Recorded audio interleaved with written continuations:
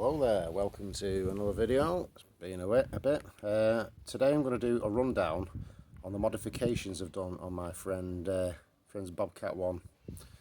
It needed quite a lot of modifications. This one came from a batch which I presume was faulty. I don't think they've cut the pattern right, which I'll explain when it's up and I'll show you. But I'll show you what I've done to remedy it, which has been quite successful. So for all those people who don't like a flappy back end on the Bobcat one, keep watching. I'll get this pitched, but I'll spare you the boring details of that, and I'll get back to you when it's pitched. See you in a minute. Right, so I've got it pitched. So as you can see, the main modifications I've made to the fly sheet are the extra guy lines, which were from eBay. Sky Trail, I can't remember the name. I'll think of the name later and put it up on the screen where I got them from. I've stuck them on and sewn around the patch, and I've sewn across here for extra strength. I've also added these extra two peg out points, which keep it a lot tauter, a lot better. Hang on, let's have a mess about. Excuse my fingers.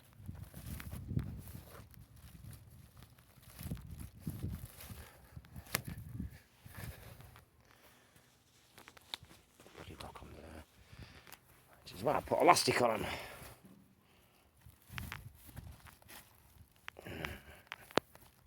I'll have to do for now, but you get the idea. There's another one over there, and it keeps it nice and taut. The fly sheet is attached to these 3 points inside, which I'll show you in a minute. Go around the front. I've left it undone the NF for now, so you can see what's going on. So as you can see, I've sewn on some webbing on there with a ring, and this is elastic, and I've done the same in the corners, like so. So that's the main thing I've done. But what I'm going to show you in a minute is the big thing I had to do to stop this side sagging. Now this side here was sagging right in. You can see it looks a little bit puckered, but it keeps it off the fly sheet. There's a piece of elastic in here which is sewn in from there down to here internally, and it's inside the seam, and that's keeping that seam from going because the material wasn't cut properly.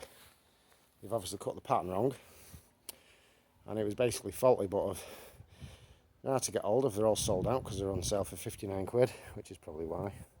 Probably got a faulty batch. That's what I've done. I've had it pitched better than this, actually, looking neater. I've rushed it to do this video, but you can get it pitched quite nice and neat. But yeah, that was a bugger feeding the elastic in. So what I did was basically, if I undo this, you can see the top of the elastic there has got a knot in it, and I've also sewn it in there. I've done the same at that end. Initially it was slug on the bit, get out. But initially all this was sagging right in, and no matter how you pitched it, you couldn't get it taut at all whatsoever. So that's the main thing there. That was a bugger to do. It took me about an hour to get that elastic through. Feeding the material on, pulling it through, feeding it, and you literally do millimetres at a time. So be patient if you're going to do that. But if you've got a Bobcat that's sagging in the corners, you could do it in both corners. That would help then if you've got a bit of a dodgy pitch that's not flat and you're getting sag. It will take some of the sag out. So that's something that you could do. You could leave a toggle on one end so you could tighten it. So that's something, yeah. So I'll come back to you in a minute. Alright, back. So another thing I've also done, just added a bit of elastic to these here, so you can just use the one peg instead of having to use another peg for these here, which is a simple modification anyone can do. As you can see in here, don't know if you can see, I've added tension band system. Now let's see if you can see. So I've added 2 eyelets at the top, and it's currently threaded through the eyelets and tied at the bottom. And this is like the tension band system like Bango has to make the pole more stable. So when you're getting a sideways wind, the tent's more stable. I've not even got, I don't know if you can see, I've not even got the side guys out. But quite stable already without those side guys out. But with them out as well, this tent's going to be pretty solid. It's going to be a solo Hillyberg beater. Yes, I've seen that video. Other things I've done on the inner as well. You have these rubbish hooks that hook on into the corners to attach the inner to the outer. Now I've still got them on the front corners because they're easy to get to. On the back ones, where it's a bit of a nightmare, I've added a captive clip. So it clips on it, won't unclip itself unless you want it unclipped. Right, so on to zip pulls. So all the zip pulls, there's about 12 of them I've counted. Metal zip pulls with a little thin ribbon on, which is not very tactile. So I've cut pieces of the guy line off, excess guy line, because the guy lines are really long, and I've cut the metal zip pull bit off and just put the cord directly through the zip. That way it's easy to grab hold of. Yeah. Easy to, it's more tactile, you can feel that with cold fingers, that bit of a thing there. And it's rough, that cord, whereas the ribbon they used was dead smooth for some reason. And in the wind, you're not getting all that jingling and jangling, especially from the fly sheet ones. I've done the same on the fly sheet. See all the zips, all the zip pulls all being replaced. So snip off with some wire cutters the metal zip pulls, and just put some cord, paracord, whatever you want. I've used the guy line to keep it looking the same. Yeah, so that's that. Yeah, let's show you inside what it's like when it's pitched. So as you can see, I don't know if you can see it on camera, the inner is not as saggy.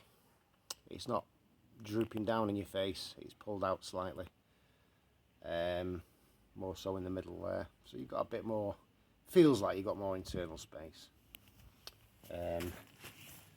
Feels like it. Anyone who knows these tents aren't for tall people. My daughter's nearly 6 foot now and she didn't want to sleep in it. Her feet were touching the end and her head was touching the end, and she likes to lie on the front and stretch out like I do. I'm 5'11", I can just about get away with it. But that's some modifications on the O.E.X Bobcat. So yeah, like I say, you can get it pitched better. At some point I'd like to add adjustable guy out points for him. He wasn't too bothered about that, he just wanted this problem sorted. But you can get it pitched better than this. If you get a nice perfect flat piece of grass, this is a bit bumpier in my so-called lawn. It's not really a lawn, it's full of rubble. That's new build houses for you. But yeah, I've had it pitched better than this way of looking here, but it's not flapping in and touching in like it was. So I hope that's been useful. Any questions, just give us a shout. I'll try and answer them the best as I can, and I'll see you in another video soon. Take care, bye bye, happy camping.